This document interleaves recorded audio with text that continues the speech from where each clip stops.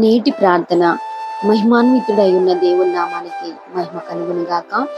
దేవుని బిడ్డారా, ఏప్రిల్ 1వ తారీఖు నేటి ప్రార్థనలో దేవుడు ప్రవీణ్ గారి విషయంలో బయలుపరిచిన సంగతి నేను చెప్పి ఉన్నాను.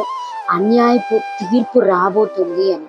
మరి చూచినట్లుగానే నిన్నటి దినాన మనము పోలీస్ వాళ్ళు మరది డ్రంక్ అండ్ డ్రైవ్ యాక్సిడెంట్ గా చెప్పి దాన్ని ప్రకటించి ఉన్నారు.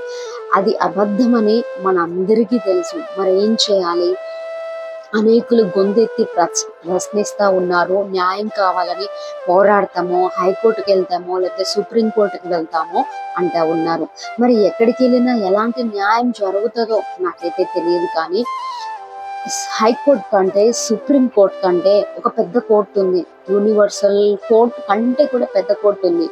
అది హెవెన్లీ కోర్ట్. ఆ హెవెన్లీ కోర్టులో మన వ్యాజ్యాన్ని వేసినట్లయితే ఆ పరమ న్యాయాధిపతి అయ్యున్న దేవుడు ఖచ్చితంగా న్యాయము తీరుస్తాడు. దేవుడు అంటా ఉన్నాడు కదా, పగ తీర్చుట నా పని, నేనే ప్రతిఫలమిస్తా అంటా ఉన్నాడు. కాబట్టి మనందరం కూడా ఏ పని చేసినా, ఏ నిర్ణయం తీసుకున్నా ప్రార్థించి ప్రభువుని చేరుదుము గాక.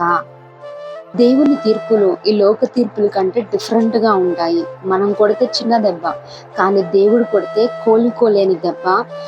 ఆయన ఏ పరిస్థితిని ఎటు తిప్పాలో అటు తిప్పగలుగుతాడు. కాబట్టి ప్రియ దేవుని బిడ్డారా, మనందరము కూడాను గొంతెత్తి ప్రశ్నించే కంటే ముందుగా మోకాళ్ళ మీద ఉండి గొంతెత్తి ప్రార్థన చేసి దేవుని అడుగుదాము.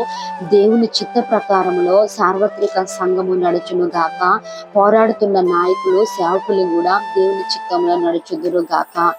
ఆమేన్.